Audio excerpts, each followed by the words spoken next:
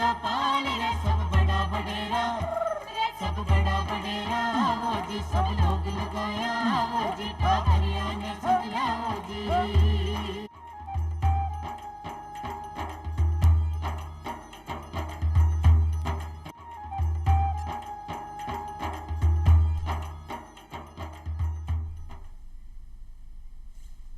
चौपाल देख बाड़ा सबड़ा भाया और बेड़ा ने राम राम। मैं बना राम रामेति रामेति रमे रामे मनोरमे सहस्त्र नाम तत्तुल्यम राम नाम वरानने। आपने जो भारत की संस्कृति है उमर राम को कई महत्व है, राम की कई महिमा है। आ तो कोई ने समझा बाकी या खेबा की जरूरत को नहीं भाई, आप तो आपस में ही अगर कदे मिला तो आप राम राम ही करा। और दूसरी बात यान है कि जो राम की जो गाथा है वह बहुत विशाल है। अयोध्या का जो राजकुमार राम सुन ले, एक साधारण राम सुन ले और वनवासी राम, फिर मर्यादा पुरुषोत्तम राम और फिर भगवान राम और निराकार राम। कबीर दास जी तो निराकार राम की भी उपासना करी है। तो राम की महिमा कही है, आप सब जाना है। राम की विशाल गाथा है। साथ ही साथ जो अयोध्या में 22 जनवरी ने जो प्राण प्रतिष्ठा होगा जा रही है, आप सब जाना ही है।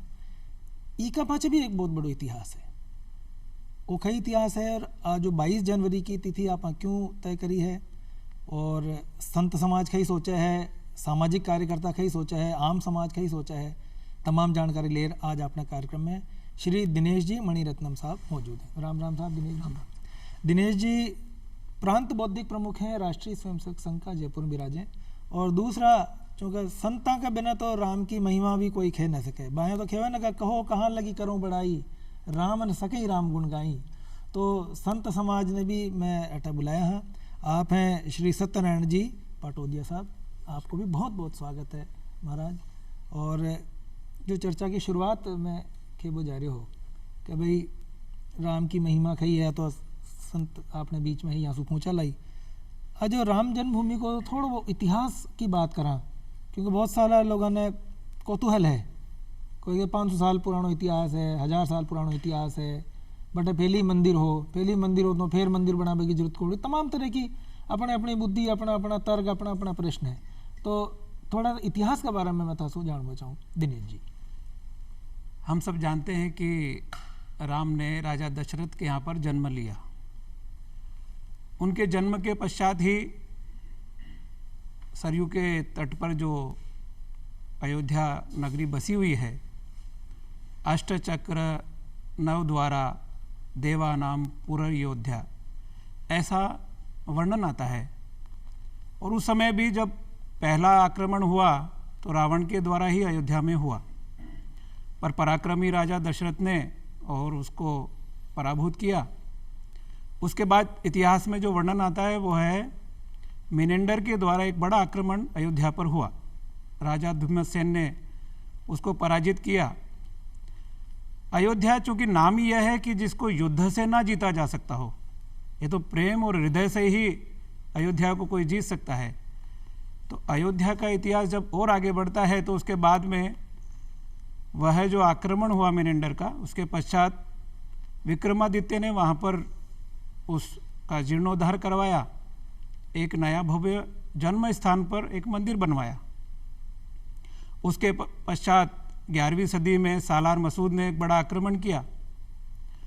उसका उद्देश्य केवल वहाँ का धन वैभव लूटना था, पर राजा सुहेल देव ने ऐसी मार लगाई कि वो पलट करके वापस अयोध्या नहीं आया। पर एक बड़ा जिक्र जो होता है हमारे इतिहास में, 29 मार्च 1527 एक ऐसा अवसर था कि जब अपने ही कबीलों से लूट पिट करके एक कबीलाई सरदार, जिसको मोहम्मद जहीरुद्दीन बाबर के नाम से जानते हैं, काबुल से लूट करके आया, अपने देश में आया, भारत में आया। यहाँ की समाज ने उसके भूखे नंगे सैनिकों को भोजन दिया, उसके घोड़ों को चारा पानी दी, लेकिन कृतज्ञता देखिए कि यहीं के भोजन और वस्त्रों से ताज़ा दम होकर के भारत पर ही राज करने की सोचने लगा। फिर बाद में उसने एक योजना के अंतर्गत हजरत जलाल शाह और फजल मूसा आशकान नाम के 2 सूफी छद्म वेश में अयोध्या जी भेजे। क्योंकि अब उद्देश्य केवल लूटना नहीं था, तो भारत पर राज करना था। आए दोनों छद्म वेश में हनुमान जी की पूजा करने लगे, 9 गजा पीर की पूजा करने लगे। हमारा सहिष्णु समाज भी उन दोनों सूफियों को मानने लगा। उद्देश्य यह था कि जो देश के शक्ति केंद्र हैं वह यहाँ के मंदिर हैं। यहाँ का समाज मंदिरों के पीछे चलता है, वहाँ के जो जितने भी अनुशासन होते हैं उसके आधार पर अपना जीवन यापन करता है। दोनों ने सूचना भेजी बाबर को कि यदि भारत पर राज करना है तो यह केंद्र को ध्वस्त करना होगा। मीर बाकी आया बड़ी सेना लेकर के, सेना का आक्रमण हुआ। बीटी नरेश राजा मेहताब सिंह जो 76 वर्ष की आयु में संन्यास आश्रम की ओर बढ़ रहे थे, तो बद्रीनारायण की यात्रा पर निकले। बद्रीनारायण की यात्रा के बीच में उनको सूचना मिली कि ऐसा एक बड़ा आक्रमण हुआ है। महात्मा श्यामानंद जी ने वहाँ पर जितनी भी पवित्र वस्तुएं थी वो हटा दी, क्योंकि दोनों छद्मवेशियों ने कहा कि उसका उद्देश्य केवल मंदिर को थोड़ा तोड़ना है, समाज को कुछ नहीं कहेगा। तो ऐसा करके इस मंदिर को तोड़ना बस इतना ही उसका हुक्म है, ऐसा कर लेने दीजिए। समाज में एक भय का वातावरण बना दिया गया। बीटी नरेश ने कहा कि अब हम बद्रीनारायण की यात्रा नहीं, स्वर्गारोहण करेंगे।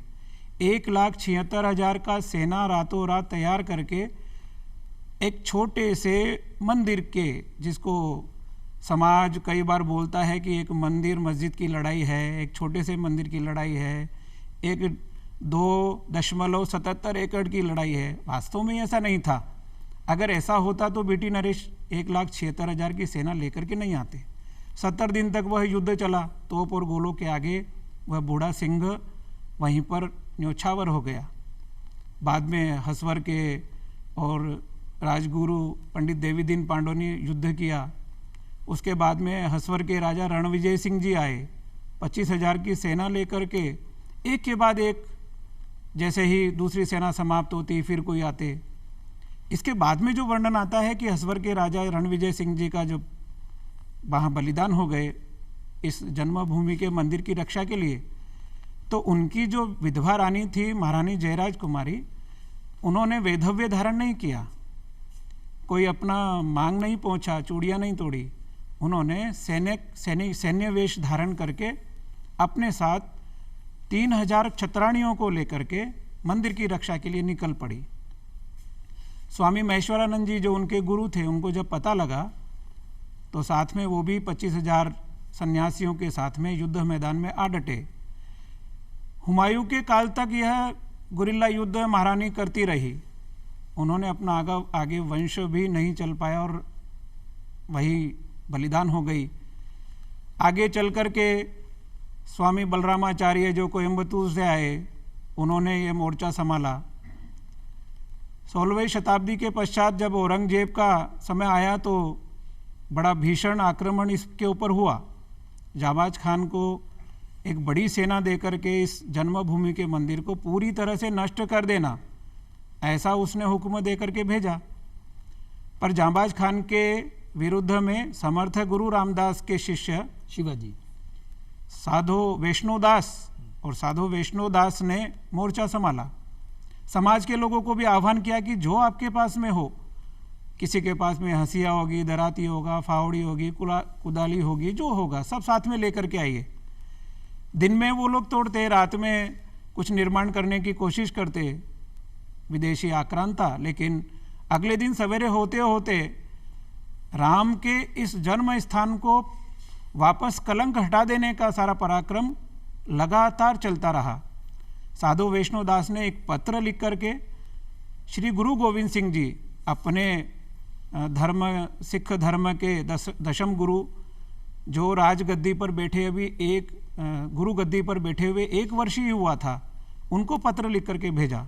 दिनेश जी, मन लगा कि इतिहास तो वास्तव में श्री राम जन्मभूमि को अतरो है कि मतलब इतिहास जानवा में ही आपनो पूरो वक्त बीत जाए। तो वर्तमान परिस्थिति की बात मैं था सो जरूर कर हूँ। सबसे पहले जो महाराज संत श्री भी आपने बैठा है, महाराज श्री, भारत में एक राम शब्द के प्रति जो एक अजीब सा आकर्षण है, मतलब महापुरुष तो बहुत सा भी हुआ है, कृष्ण भगवान भी हुआ है और बहुत सारा संत महात्मा भी होया है और सबको महत्व कम कोन है। 24 अवतारा की आपने जो बात करे हुए आपने शास्त्रा में पुराणा में, लेकिन राम शब्द सुनता ही एक बिजली से दौड़ा आपने। तो राम की कई महिमा है। राम का सबसे बड़ा महिमा का कारण है वो मर्यादा पुरुषोत्तम थे। उन्होंने हर क्षेत्र में मर्यादा स्थापित की। माता पिता के साथ कैसा व्यवहार किया जाए, गुरुजनों को किस प्रकार से आदर सत्कार किया जाए, समाज के लोगों की सेवा किस तरह की जाए, दुश्मनों को भी किस तरह से हैंडल किया जाए, ये सबकी एक मर्यादा उन्होंने स्थापित की। और मर्यादा स्थापित करने के कारण से वो महान रूप से जाने जाते हैं। और सारा जीवन उनका त्याग और तपस्या में बीता। बचपन में विश्वामित्र के यज्ञ की रक्षा के लिए गए, फिर कहाँ तो उन्हें राजपद मिल रहा था, युवराज बदार जा रहे थे, और कहाँ एकाएक उन्हें जंगल जाना पड़ा। हंसते हंसते वे अयोध्या छोड़ करके वन को गमन कर गए।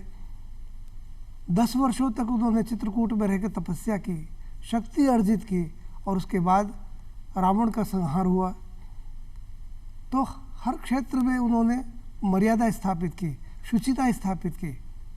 अब जो लंबो चौड़ो इतिहास बता रहा है दिनेश जी, और उनके बाद जो अब जो है 22 जनवरी ने भगवान श्री राम की प्राण प्रतिष्ठा अयोध्या जी में होगा जा रही है। तो संत समाज उन्हें लेर खई कतरो खुश है, कतरो संत समाज बहुत उत्साहित है और गर्वित है, गौरवान्वित महसूस कर रहा है।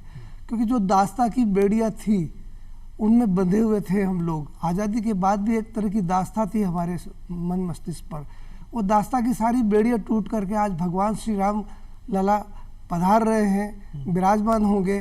सारे राष्ट्र में नहीं, सारे विश्व में एक अद्वितीय उत्साह, आनंद की अनुभूति हो रही है। बिल्कुल, क्योंकि भगवान राम केवल एक भारत की ही धरोहर को ना, विश्व की धरोहर है।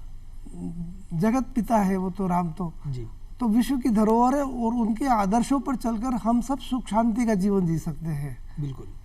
दिनेश जी, मैं इतिहास छोड़ जो अब हो बाड़ो है उनकी बात करूं, क्योंकि बात यान है कि 22 जनवरी ने प्राण प्रतिष्ठा होगा जा रही है।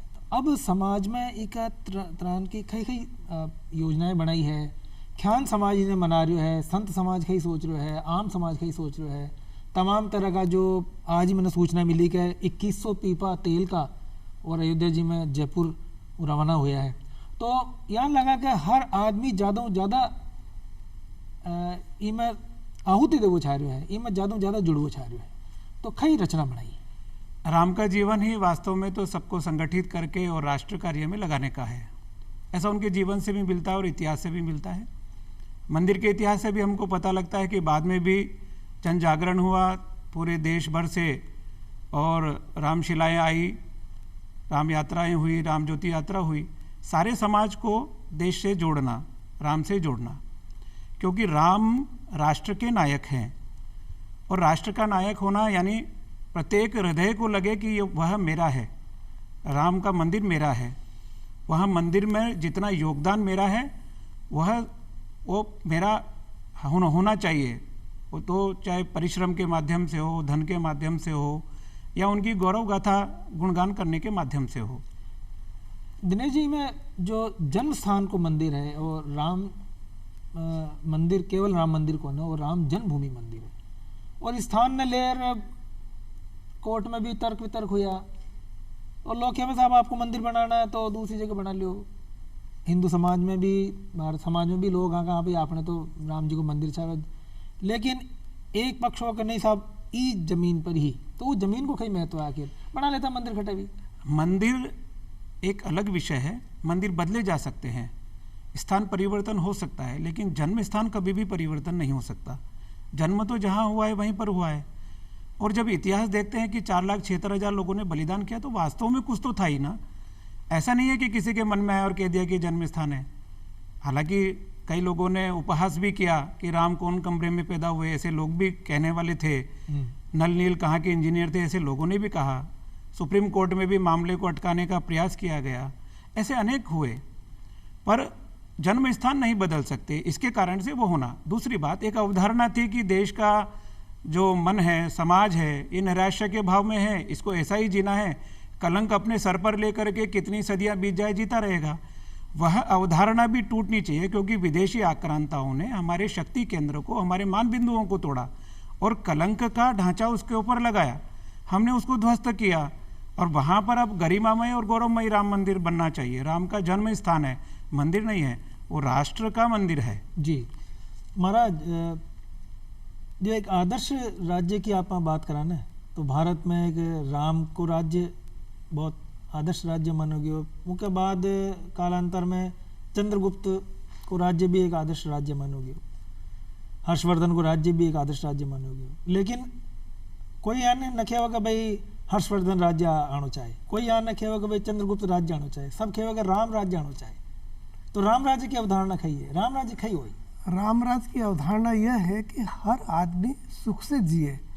सर्वे भवन्तु सुखिनः, सर्वे सन्तु निरामया, सर्वे भद्राणि पश्यन्तु, माँ कश्चित् दुर्भाग् भवेत्। मतलब ये कि कहीं कोई दुख नाम की चीज़ नहीं हो, हर आदमी सरलता से जीवन जी सके, सुख से जीवन जी सके, आनंद से जीवन जी सके और सबको स्वाधीनता हो।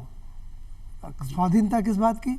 अपना धर्म पालन करने की स्वाधीनता हो, अपना कर्म करने की स्वाधीनता हो और एक आनंद से सराबोर जीवन जी करके निर्वाण का साक्षात्कार आदमी कर सके। हमारे देश में चंद्रगुप्त का, हर्षवर्धन का, सम्राट अशोक का, राजा विक्रमादित्य का, इन सब का राज्य हुआ है, परंतु जितना उच्चतम सुख, उच्चतम उपलब्धियां लोगों को मिली वो राम राज्य में ही मिली। तो इसलिए राम राज्य सर्वश्रेष्ठ माना जाता है और हर आदमी राम राज्य की कल्पना करता है। जी, मतलब राम राज्य को मतलब है कि भाई सबने समान अधिकार मिले, सबने समान रूप से अवसर मिले, सबने समान दृष्टि से देखो जाए, सबने न्याय त्वरित गति से मिले, शिक्षा चिकित्सा की व्यवस्था सबने उपलब्ध हो, यही राम राज्य का मतलब है। प्रजा प्रथम, ऐसा उन्होंने कहा। राम राज्य का अर्थ है कि प्रजा प्रथम।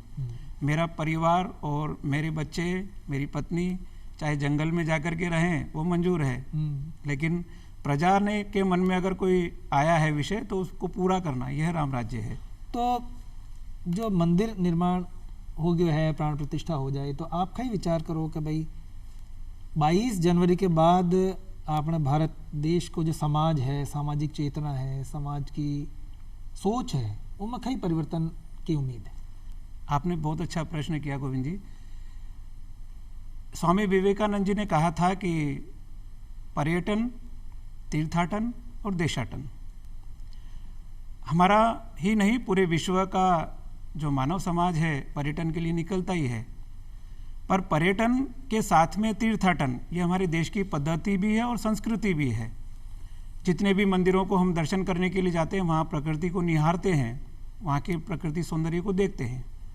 पर राम का जो यह राष्ट्र मंदिर जो बन रहा है, तो स्वामी विवेकानंद जी का जो विचार था कि इसके साथ में देशाटन, यानी मेरा राष्ट्र कैसा होना चाहिए, मेरा देश कैसा होना चाहिए, तो ये तीनों का जो साम्य है, संगम है, पर्यटन, तीर्थाटन और देशाटन, इनका साम्य जो है, संगम जो है, वो राम का राष्ट्र मंदिर है। क्यों है?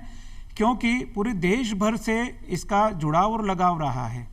कहीं से धूप बत्ती बन करके आ रही है जो 42 दिन तक चलती रहेगी, जैसा आपने बताया कि अभी 2100 पीपे तेल के जा रहे हैं, कहीं से घी आ रहा है, कहीं के पत्थर जा रहे हैं, कहीं के कारीगर काम आ रहे हैं, कहीं के विद्यार्थी जिन्होंने ब्रह्मचर्य लेकर के अर्चक बनेंगे, ऐसे दक्षिण भारत से, पूरे भारत से विद्यार्थी वहाँ पर राम की अर्चना के लिए अपनी साधना कर रहे हैं।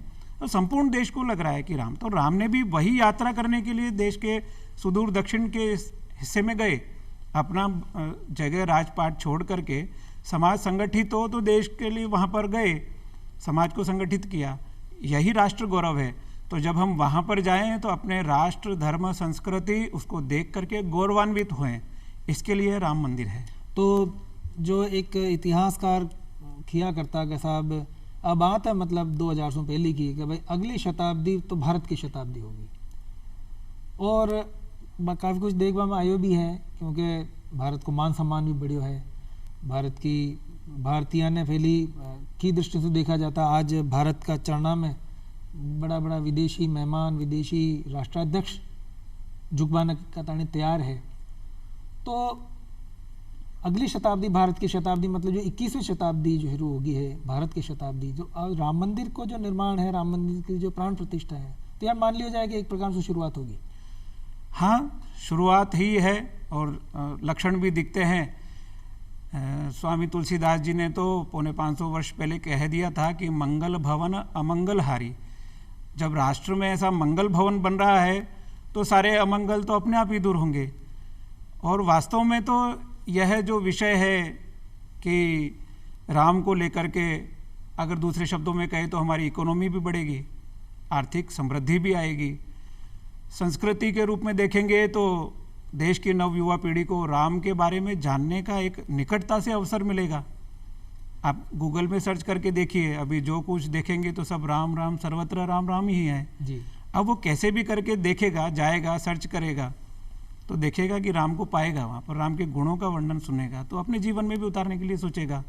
तो जहाँ व्यक्ति निर्माण हो गया वहाँ राष्ट्र का निर्माण, संपूर्ण विश्व भी भारत की ओर देख रहा है, क्योंकि भारत तो सदैव ही और विश्व गुरु रहा है। जब कभी विश्व संकट में आता है तो भारत की ओर देखता है जी। आज विश्व संकट में तो है ही, तो भारत एक उठता हुआ, उभरता हुआ विश्व गुरु के रूप में सबके सामने है, विश्व पटल पर है। महाराज राम का जीवन अपन देखा, आज को युवा अगर राम से प्रेरणा लेवो चाहे है ना, सीता माता को हरण हो गयो तो राम रोया चिल्लाया नहीं, एक वानरा ने इकट्ठा करया और एक लंका पर ख्यान छुड़ा लियानो है, प्लानिंग करी, संसाधन जुटाया, क्योंकि वे तो वनवासी आ, वहाँ कहने का तो एक तीर कमान हो बस, संसाधन जुटाया, अस्त्र इकट्ठा करया। तो एक मैनेजमेंट भी सीखवा की अगर आप बात करा, आज का युवा ने संदेश दे बचावा, तो वो राम कशो राम है आपकी दृष्टि में? देखिए, साधन संपन्न व्यक्ति तो कुछ भी कर सकता था जी।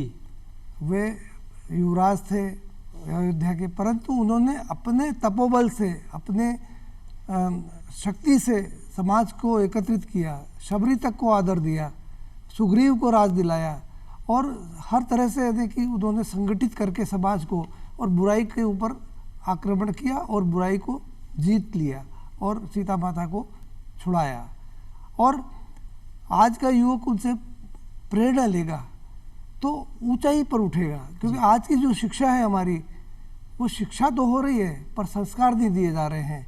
स्कूलों में मॉरल साइंस की किताबें नहीं है, टॉपिक नहीं है, सब्जेक्ट नहीं है। तो जब राम का चरित्र सामने आएगा कि किस तरह से माता पिता की आज्ञा बांध करके वनवास गए, गुरु की सेवा की, शिक्षा ग्रहण की, वो सब देख करके युवा और लोगों को प्रेरणा मिलेगी। और महाराज तुलसीदास जी बहुत सुंदर वर्णन करो, रावण रथी बिरथ रघुवीरा। हाँ, रावण तो रथ पे सवार है, सुसज्जित है, और राम जमीन पे पैदल खड़ा और लड़ रहा है। तो आज का जो लोग कहे ना कि भाई साहब मार्कन तो साधन ही कौन है, मैं क्या जिंदगी में कहीं कह रहा हूँ, मैं क्या आगे बैठूँ, तो यह सीखने की जरूरत है। केवल एक भक्ति मार्ग अलग है, भक्ति की बात जो राम ने, मैं भी स्वयं भगवान राम ने ही माना है, दर्जो देवा है, लेकिन अगर आप राम ने भगवान ने भी मानो तो भी वहाँ का जीवन से बहुत कुछ सीख सके। बहुत अच्छा आपने अभी जो कहा कि वो नीचे हैं, रावण रथ पर है, तब जब ये प्रसंग आता है तो इतना सुंदर प्रसंग है कि राम के गुणों का वर्णन होता है उसमें उन्होंने कहा कि सोरज धीरज रथ तेई चाका, सत्यशील दृढ़ ध्वजा पताका। तो ऐसा कहा है कि शौर्य और धीरज जिसके रथ के पहिए हो, सत्यशील दृढ़ ध्वजा पताका, ऐसा वर्णन आता है। तो क्या क्या क्या मतलब जिसको कहेंगे कि अद्भुत है कि उसके पास में होगा रथ, होगा महारथी, होगा, मेरे पास में मेरा शौर्य है, मेरे पास में मेरा धीरज है, मेरा सत्यशील दृढ़ ध्वज पताका। तो जो राम मंदिर बन जो है धीरे धीरे स्वरूप आकार में ले रहे हो, तो जो भाई बहन पूरा देश से उठे जा रहे हैं, 22 तक भी जाए, 22 के बाद भी जाए, सब ने जानो चाहे उठे और पीला चावल आप बांट ही रहे, घर घर जा के भाई राम जी का जन्म स्थान पर मंदिर में एक बार दर्शन करवाओ। तो बेटा आप दर्शनार्थ का थाने की सुविधा थोड़ी जुटाइए। वैसे वहाँ पर अभी एक आपने अभी देखा होगा, जब हमारे कुंभ के मेले विगत वर्षों से लगते आ रहे हैं तो उसमें व्यवस्था के नाते से विश्व रिकॉर्ड टूटते हैं। स्वच्छता को देख करके, पर्यावरण को देख करके, जितनी भी व्यवस्थाएं होती है उससे भी कई अधिक व्यवस्थाएं अभी वहाँ पर है, पर फिर भी एक मर्यादा है, क्योंकि अगर सारे लोग सोच लेंगे कि वहाँ जाना है तो मार्ग भी छोटे पड़ेंगे, और अनायास भीड़ के कारण से कई सारी समस्याएं भी होगी, इसलिए कुछ व्यवस्थाएं चयनित की गई है। प्रथम सत्र में कुछ विशिष्ट मेहमान हैं, कुछ विशिष्ट लोग हैं, जैसे श्रमिक हैं जिन्होंने 30-30 वर्षों से कारसेवकपुरम में मंदिरों की जो पत्थरों की जो गढ़ाई चल रही है उनको प्राथमिकता दी है, जो स्वच्छता कर्मी है उनको प्राथमिकता दी है। विश्व के अनेक देशों से लगभग जैसा अनुमान है 63 देशों से और उनके प्रतिनिधि आएंगे। तो राष्ट्र मंदिर कहा तो विश्व का गौरव कहा तो विश्व के लोगों को आना तो आवश्यक बनता ही है। ऐसे अनेक लोग जो विभूतियाँ हैं देश की, और वो सब वहाँ पर प्रथम सत्र में रहेंगे, पूजा अर्चना होगी। उसके पश्चात शनि हमको जैसा जैसा अवसर मिले जाना चाहिए। वहाँ की व्यवस्थाओं में भी अलग अलग स्लॉट नियुक्त किए हैं जी। कि आप लोगों ने अब पधारना। फिर भी एक मोटा अनुमान है कि 5 लाख लोग वहाँ पर एक बार रुक सकें, ऐसी एक व्यवस्था वहाँ पर निर्मित की है। तो दिनेश जी, आप माँ का कार्यक्रम में चौपाल में पधारिया, और देखो बात है ना कि राम की महिमा खेबा कतानी एक आधा घंटा को कार्यक्रम पर्याप्त कौन है, बल्कि एक दिन पर वो क्या है ना पूरा जीवन राम ने समझवा कतानी कम पड़ जाए। तो लेकिन भावना यही है कि भाई 22 तारीख तक जिन्हें मौका मिले वो भी जार दर्शन कर सके, और जो सुनमा में आ रही हो कि भाई अटे अतरी व्यवस्था हाल को ना कि भाई बहुत सारे लोग जावे, तो जाना मौका मिले 22 तारीख ने कार्यक्रम रहबा को, वो 22 तारीख में जार दर्शन करो, नहीं तो बाकी भगत लोग बाद में जार दर्शन करो। हाँ, अब आप जो राजस्थानी भाषा में बोल रहे थे तो राजस्थान को गौरव भी इसके साथ में जुड़े हुए थे जी।